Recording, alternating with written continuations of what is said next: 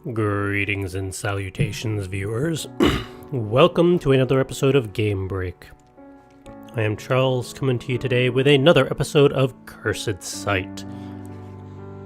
This has been an interesting visual novel so far. We have the main protagonist, Guy, who got sold by his family effectively into slavery, into the adjoining region of East versus West Taria. He seems to be working as a servant for a fortune decider. It's not really a fortune teller. It seems like she's able to do more than that, but we haven't quite seen what. Still kind of a mystery as to just what her sight allows her to do. Last time round, I believe we played in, or attempted to play in, a street festival. It did not exactly go well. It could have gone better. And shenanigans ensued after that. We learned that Guy's parents have passed away since then. And his sister has also been sold, but to a different temple. So nothing but happy, cheerful times, apparently, in this game. So, you know what? How about we dive back in and see where things go from here.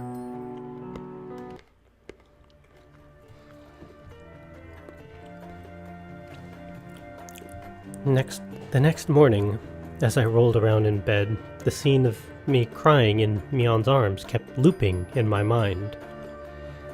Her warmth felt nice at the time, but now, just thinking about what happened made me want to hide in my bedsheet forever. Would Miyon brag to Sasa about it? Oh, goodbye, dear manhood. Let me try and remember my first task for today. Right, clean Miyon's room. Of course. With a groan, I climbed out of my bedsheet and headed off. When I arrived inside Miyon's room, she gave me her usual greeting. Guy? Hey. Good. Nothing out of the ordinary so far. Let's pretend last night never happened. Wow, that came out sounding really kinky. Guy? Stupid, Miyon, just move on already. Yes, I cried, so go ahead and laugh away. As I twirled to face Miyon, I spotted a set of clothes folded across her lap. These should be a better fit for you, Miyon said. In truth, I had already grown used to my oversized clothes. I had given up on ever receiving a new set, least of all from Miyon. This meant she had me in her thoughts, and for that, I had only one response. Thank you, Miyon. Miyon tossed the clothes at my face, and I headed for the changing room. Don't try to eat and talk at the same time, it doesn't work well.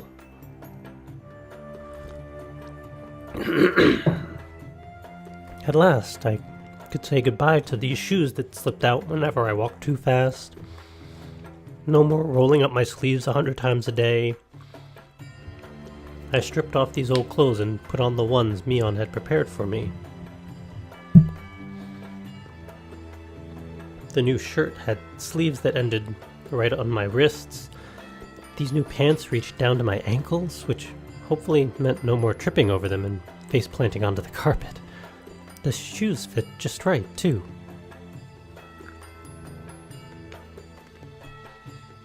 Even without asking for my measurements, Miyon's estimates were spot on. We did see each other almost daily, after all. I smiled at the thought. Locke might see me as a nobody, but I happen to be Miyon's special servant. At least I hoped so.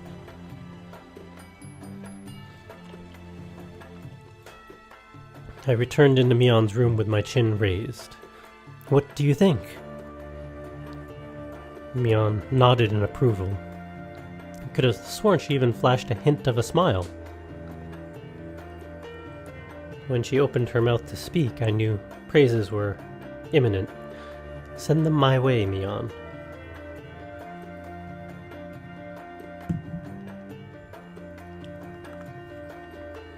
"3 oranges, 6 apples, warm water, 9 incense sticks." Well, it never hurt to dream. Transition. It's a nice shop.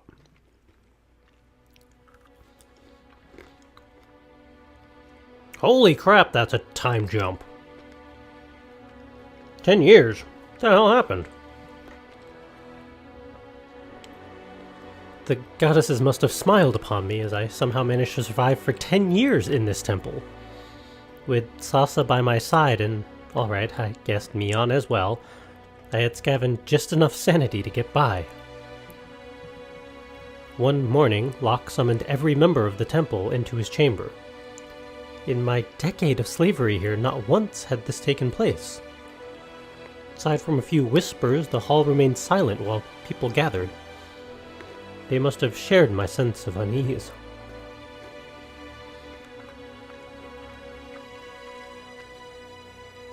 Uh-oh.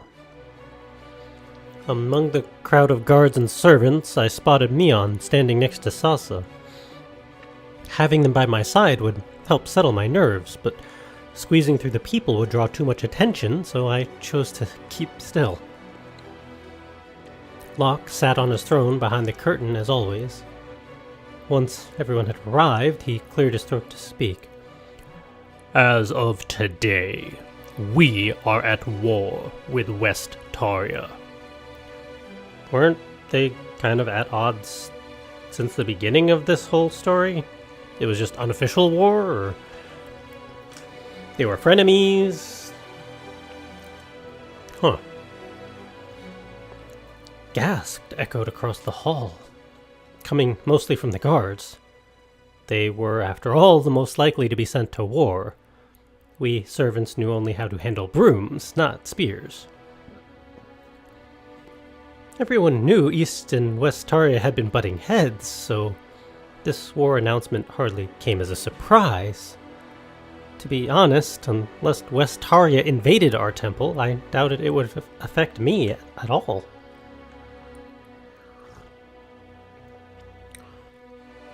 West Taria carries a treasure that'll bring great wealth to our nation. We must obtain it by any means necessary.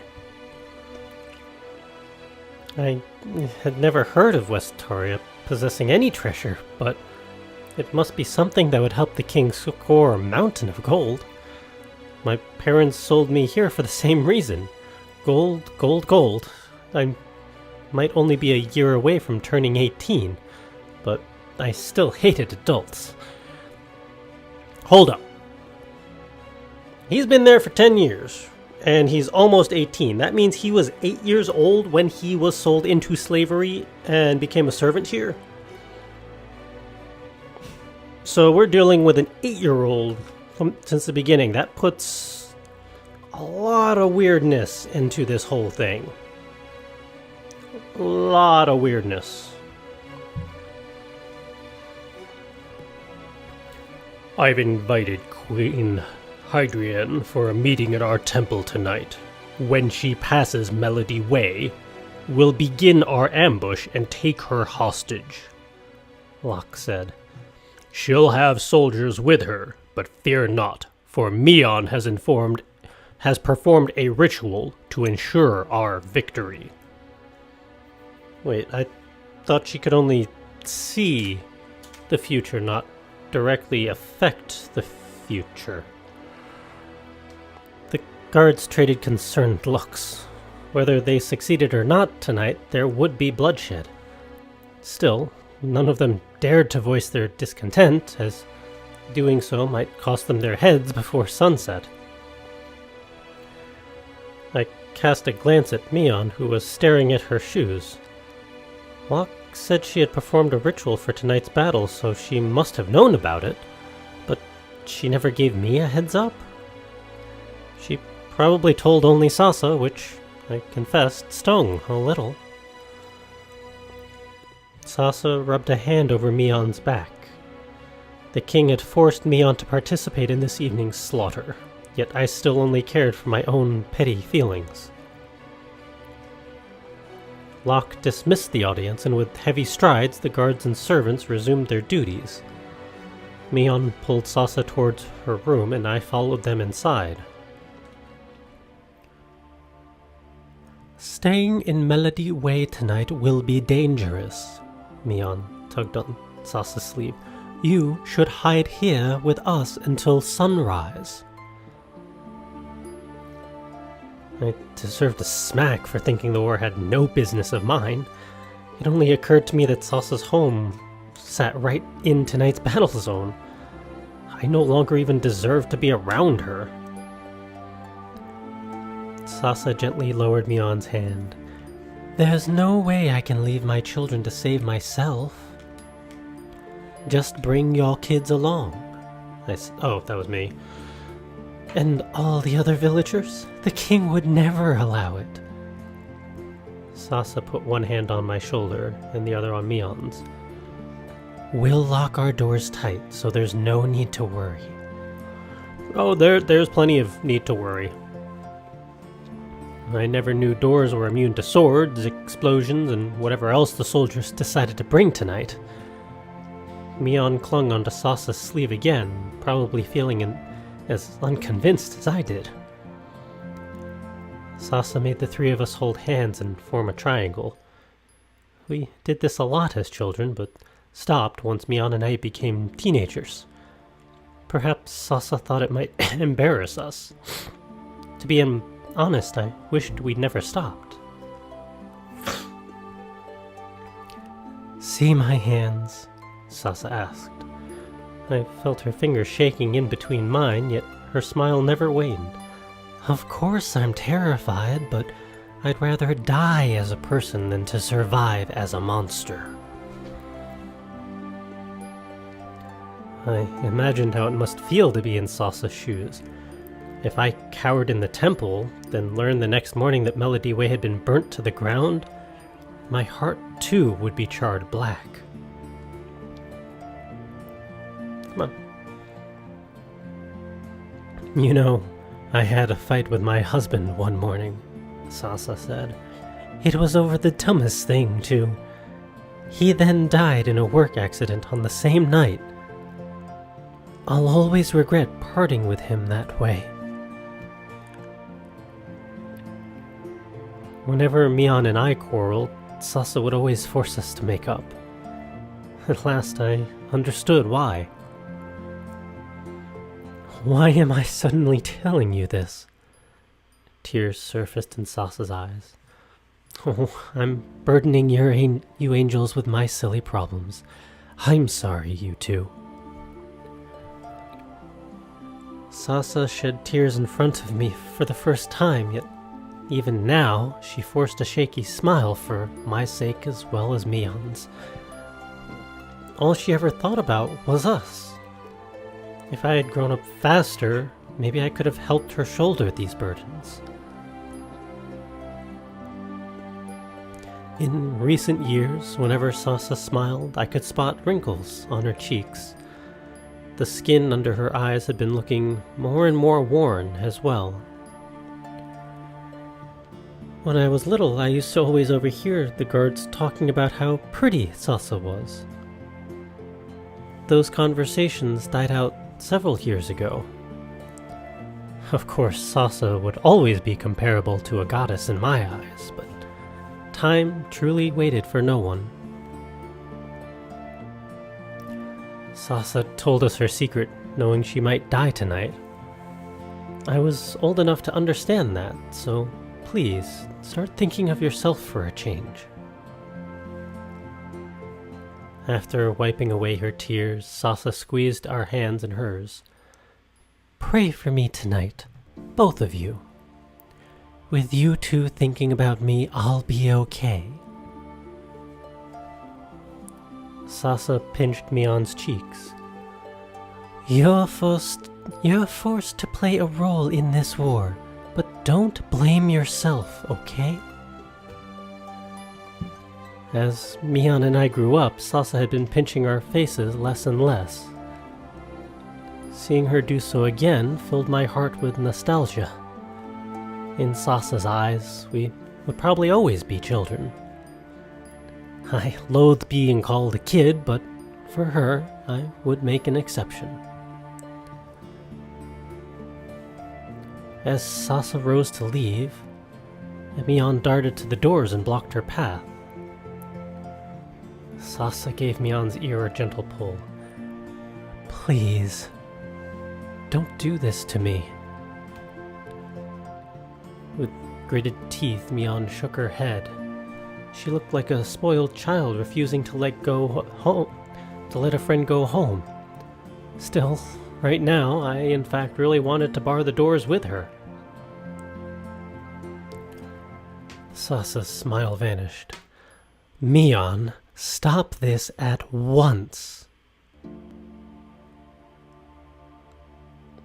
Those words made Miyon jolt, and she stepped out of the way. Even when we were spoiled brats, Sasa rarely lost her patience with us. Just by putting on a serious expression, she could make us obey her, and 10 years later, that was still the case. Mion's lips twitched, looking like she wanted to cry. Sasa embraced her and whispered comforting words into her ear. It's okay, little angel. There's no way I'll die before getting you two's wedding invite. Please, Sasa, stop teasing and worrying about us at a time like this. Nobody would fault you for acting spoiled once in a while.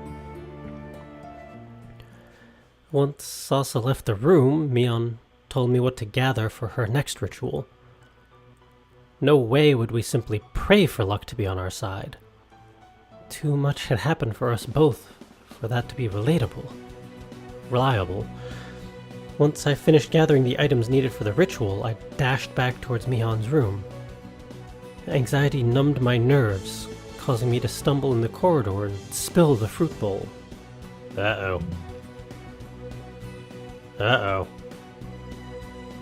I picked the fruits back up, cursing as I noticed the dents on some of the apples. Those were the only ones left in stock. With no time left to buy new ones, I shoved them back into the bowl and ran back into Mion's room. Sorry, I messed up. I put down the bowl and showed Miyon the dented apples. Miyon sighed. They're small dents, at least. I repeatedly slapped myself across the head. Miyon forced my arm down. Guy, I've been doing this all my life. I'll make it work, so stop blaming yourself. When I first met Miyon, she knew nothing about comforting others.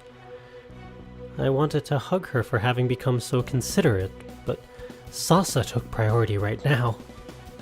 Once I lit the incense sticks, Miyon went to work. The floor rumbled so much I could feel my brain bumping against my skull. Miyon clutched her chest and curled into a ball. I had seen this happen from time to time during rituals as of late, but we still had no idea why. If she kept this up, I feared I might lose her before the day ended. When I reached in to interrupt Miyon, she slapped my hand away. My breath clogged in my throat as I wondered if I should force her to stop, but ceasing this spell could cost Sasa her life. If anything happened to Sasa, Miyon might throw off her hat and curse me on the spot. Miyon stopped chanting and I held her just before she collapsed onto the carpet. She pulled away from me and pounded her fist against the floor. The vision was all blurry again. When have I become so useless? That's on me, I said, choking back tears. It's because I ruined those apples. Miyon shook her head. You know this has been happening to me for a while now. These rituals are becoming more and more difficult. Am I losing my powers? If that meant Miyon could say goodbye to that hat of hers, I would welcome it. Locke might have a different reaction, though. In my years of service, I had noticed Miyon's mood could affect her powers. The king had forced her to support his war, and now her dearest friend might be paying the price. That could explain why her spells were faltering. Miyon pulled her arm back, looking ready to punch the floor again. I seized her wrists to stop her from breaking her knuckles. So is Sasa going to be okay? It's me we're talking about, Miyon said. She'll be fine. I just wished I had enough power to protect the whole village. Indeed. Even with Miyon telling me Sasa would survive, I found no cause for celebration. I wondered how many lives would be sacrificed tonight in the name of greed. What are we going to do about it? As the sun descended, I sat alongside Miyon with our backs against the wall. The birds croaked outside as they always did. For them, this was the start of another ordinary night. Miyon tilted her head as she dozed off yet again. I pulled out a blanket from the closet and draped it over her. She breathed peacefully as I watched in silence for the war to commence. What was Sasa up to? I imagined her sitting in the corner of the living room with her arms wrapped around her children. As she screamed on the inside, she would tell her kids there was nothing to worry about. Sasa was Sasa, even in times like this. I heard an explosion coming from the village. On any other day, I might have mistaken the noise for fireworks. From this far, the blast sounded faint, allowing Miyon to sleep right through it. How I wished I could do the same and be spared from this terror. I cupped both hands over my ears in hopes of blocking out the noise. There should be no way for me to hear any screams from this far, but I swore I heard them ringing in my head. If Locke's army fell, the Westarians would be banging on the temple doors in a matter of hours. So much for the war having no effect on me. I wanted to flee the temple and run as far away from the noise as possible. Miyon could come along, but I knew she would refuse. No way would she budge until she knew Sasa was okay. Oh, goddess, please spare the life of this coward. Oh, plus Miyon and Sasa's as well. Not too much of an ask, I prayed. Transition! Now for 50 years later. Okay, only next morning. The next morning, Miyon shook me awake. While Sasa shivered with her kids inside the war zone, I had managed to snooze through the entire night. The blanket I gave Miyon was now draped over me instead. King Lox summoned us again, Miyon said. I threw off my blanket and followed her toward the throne room. Miyon's hands quivered as she walked. I wanted to hold them and calm her, but my hands were shaking just as badly. If anything happened to Sasa, the Westarians had no need for battle, for I swore the king would die by my own hands. Miyon and I arrived inside Locke's chamber. Guards and servants filled the hall just like yesterday, but there seemed to be less of them this morning. Did some of the soldiers die last night? I gulped at the possibility. Miyon and I surveyed the hall in hopes of spotting Sasa. Her clothing stood out from everybody else's, so she should be easy to locate. I scanned my eyes across the room 3 times, but she was nowhere in sight. It's early, so I bet she's still at home, that's all, I said. Miyon nodded, shuffling a step closer towards me. Once everyone had gathered, Locke began to speak. Contrary to Miyon's forecast, Queen Hydrian managed to escape last night. He turned to face Miyon, who stared at the red carpet to avoid his gaze. I had no interest in knowing about what happened to the Queen of Westaria. Hurry up and dismiss us already. With Miyon's powers no longer stable, I needed to go and check up on Sasa right away. If her powers are no longer stable, she's no longer useful and untouchable. That's not good. The king ordered us to resume our duties, and I immediately snuck out. Miyon stayed back in the temple, waiting for my good news. I sprinted along the street until my sides cramped up, and I resorted to jogging with a grimace. By the time I reached Melody Way, sweat had glued my shirt against my chest. As I gasped for breath, I looked around at the village's remains. Bodies of both East and Westarian soldiers littered the road. Neither side could really be labeled victorious. The reeks of their corpses forced me to cut my nose. Guards as well as civilians carried the bodies away on stretchers. Thank goodness Miyon stayed in the temple. Her ritual contributed to this mess, and she had no need to see that in person. A fair number of homes had been burnt to ashes. Even with their fires put out, the smoke continued to sting my eyes. Those explosions I heard last night must be responsible for this. Even after all these years, I still had no idea which house belonged to Sasa. I wanted to knock myself over the head, as if doing so would suddenly make me know where to look. As a guard walked by, I waved him over. He glared at me, probably annoyed that he was being bossed around by a servant. That lady who performs in our temple, which house is hers? I asked.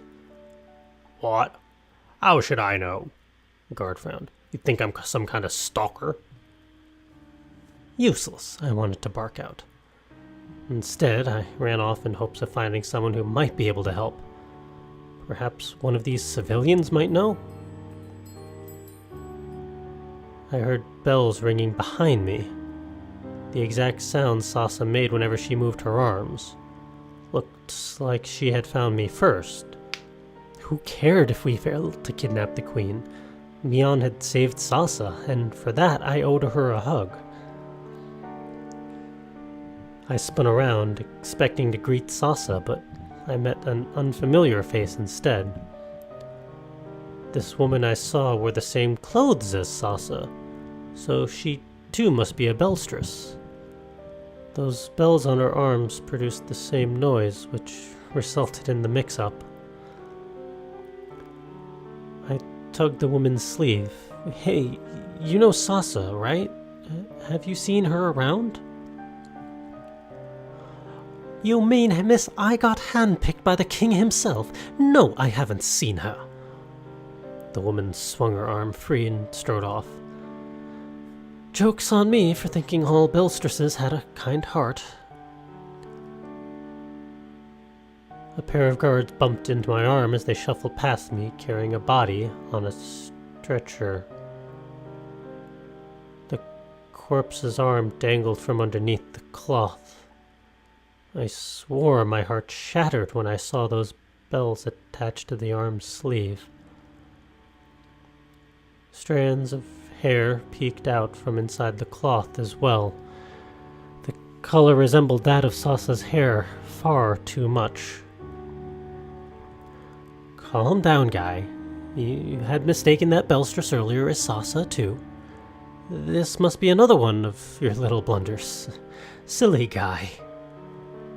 With trembling hands, I reached for the cloth. One of the soldiers slapped my hand aside. The cloth is there for a reason. I'm doing this for your own good. I imagined what kind of state that carcass was in. Perhaps the skin had been charred beyond recognition. It might be my mind playing tricks, but for a second I thought the flesh smelled like chicken. The thought almost made me vomit. Tell me that's not Sasa. Oh, her entire family has been struck by a stray bomb, the soldier said. Are you deaf? I said tell me that's not Sasa. The soldier dodged my gaze, and that confirmed it for me. My knees almost buckled as I watched them dump Sasa's corpse into a corner where all the bodies were being piled. These guards acted as if they were taking out the garbage. I had no idea who those other corpses were, but Sasa deserved better than this. No. Miyon said things would turn out okay. Did the ritual fail because I had spoiled those apples? The possibility sapped the strength from my legs, and I leaned against a lantern post for support. Sasa. Well, fuck.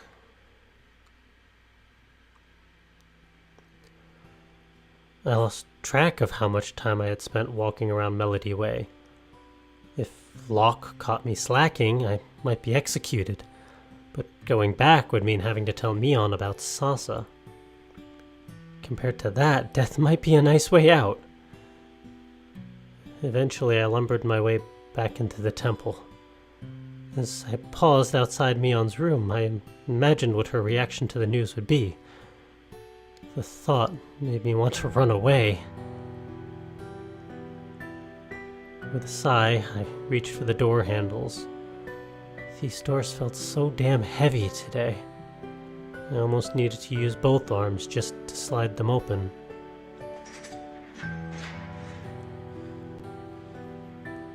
And we are going to have to leave that there for the moment. We are out of time for this episode.